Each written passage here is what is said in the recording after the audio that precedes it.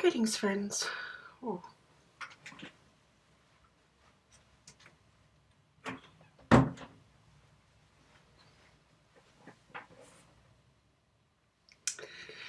Greetings, friends. Today is Friday, and it's been a big week, and even better because my son came home for the weekend, so I picked him up from the airport yesterday morning, and he had to come to playgroup with me, and he said it took him back, singing all the old nursery rhymes and things like that. But I wanted to come on here because today is an election eve. Australia goes to the polls tomorrow, and it's an important election in many respects. In Australia, it is compulsory. Everyone does have to vote, so we don't get a choice. And so there's a lot of talk, and half the time nobody knows what to do because the talk at the moment is that they're just both as bad as one another. I'm fairly political. I have a fairly strong political lean, let's put it that way, and but I'm struggling with that this time because our asylum seeker and our refugee policy is just appalling. Both sides of politics are both appalling, and I honestly have to say, for the first time, I'm ashamed to be Australian with what they're trying to do, and but anyway, that's all by the by. And I speak from experience because I deal with refugees and asylum seekers, and I see what they're going through. I see what they've gone through. I know their stories, and it's just wrong. For the first time ever, I think I'm going to really struggle to put my vote in the way that I know that I should. So I'm not quite sure what I'm doing, actually. So that's, I'd have to say, for the first time ever. Now, I just want to introduce you to a family that are in Damascus. It's a mum and a dad and two children, a 12-year-old girl and a 9-year-old boy. And they've been in Damascus from Iraq since 2006. They fled from Iraq to Damascus because they were Christian, and there was a fairly healthy Christian community in Iraq that go back millennia, literally. It's a very old Christian sect or section of the church, and so these people are very strong Christians. They believed very much in what they followed, and when Saddam Hussein was toppled, things became very difficult for the Christians. Interestingly, Muslims had wanted to, certain sect of Islam had wanted to eradicate the Christians, and so bit by bit, almost like what happened to the Jews in Nazi Germany, a similar thing kind of happened in Iraq, and bit by bit they were forced to sell everything they owned just to pay money to keep their shop open and things like that, so keep their jobs.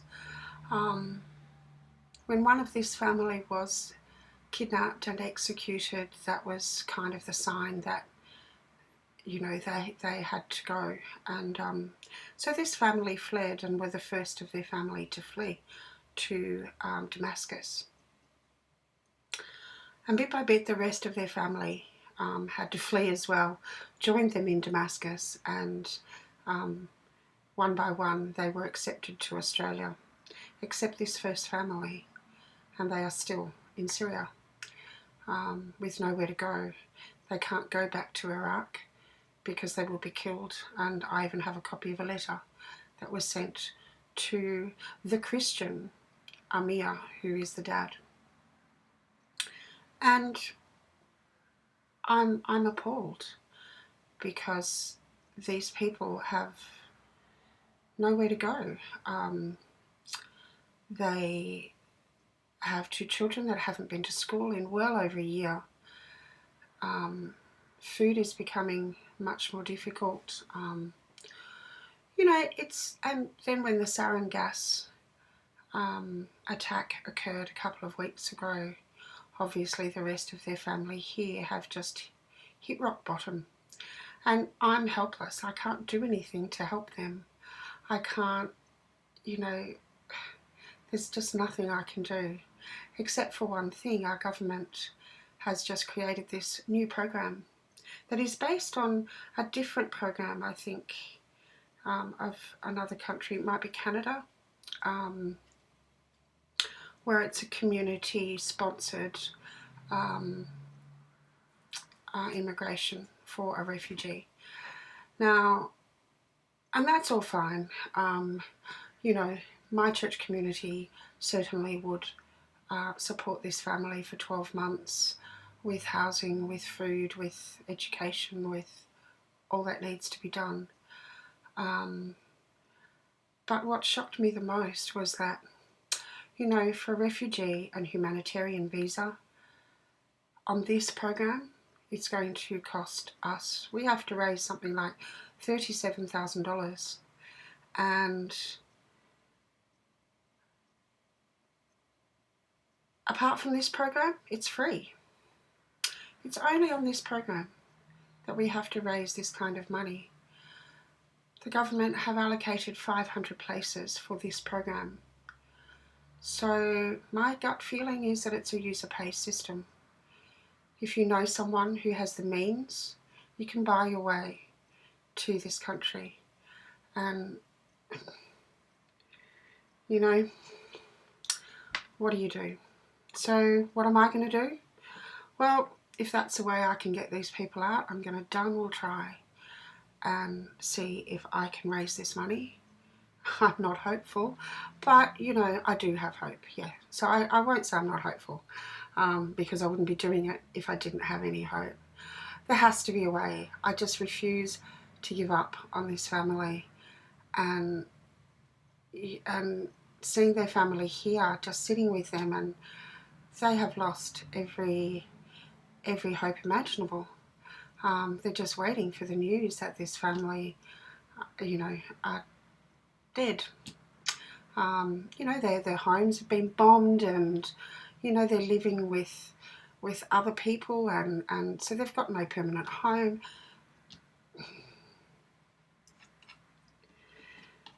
These are good people, and they just want to live in peace. They just want to send their children to school. They just want to feed their family.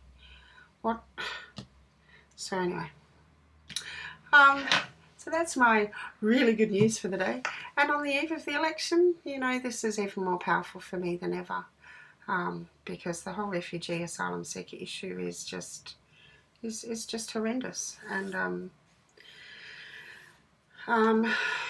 you know, there's also a lot of refugees that are, you know, waiting to hear about their status, whether they will be granted residency visas, and they're fearful now as to what's going to happen tomorrow. If one part of politics gets in and forms a government, there's not even going to be any right of appeal. If they get given no, that's it. It's done, dusted, kaput. And as far as the human rights concerned, no, sorry. And you know what I'd really, really like is I want to know who's making these decisions, who makes these policies. it's obvious that they don't know anyone, or they don't have a heart, as far as I'm concerned. And, you know, yeah, anyway, enough of my whinging. I'm going to have to edit this quite strongly. What else do I need to say today? I have to go into the city for a meeting. I've had a really, really tough week. I've got a reasonable day today, but I'm hosting an Iranian couple for dinner tonight, who are exploring. Well, they're not exploring. They want to become Christian. And I realise what a huge decision that is for them to make. And so we're going to start tonight with just some discussion around the differences between the way they've been raised in a Muslim world and what they face here in a secular environment, but choosing to become Christian. So, and what that means. So we're going to start that conversation tonight, and I'm looking forward to it because this couple are just beautiful, absolutely beautiful, and all their talk has been, you know, how can a group of people in Iran just want to be nasty and kill people and all the rest of it. So yeah, maybe it's Sharia law, I don't know. And I'm not bagging Islam, I'm not, because I think Islam has a lot going for it. Christianity has good and bad as well.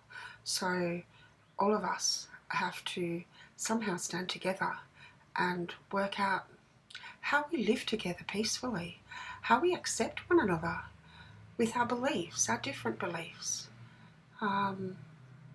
Who's right and who's wrong? Yep, I can say I'm right. Doesn't give me the right to say that somebody else is wrong. This is the right way for me, and I choose this way, and I don't expect anybody else to tell me otherwise. So, okay, I realise I just somehow ended that video, so I'm going to close it now, and thanks for listening. Thanks for letting me sound off. You know, these are my opinions based on my experience, and other people have different experiences, different beliefs, different everythings. And that's what makes us human, and we should accept that in one another and not try and beat the other one into submission, or, you know, converting them over to our position. I just don't think that's right. So you are free to believe what you want to believe. If you don't believe that Australia should have, or that these policies of, you know, our major political parties are right, then you're entitled to that opinion. I personally don't believe they are right. So, yeah. Okay, I'll catch you next time, and bye for now.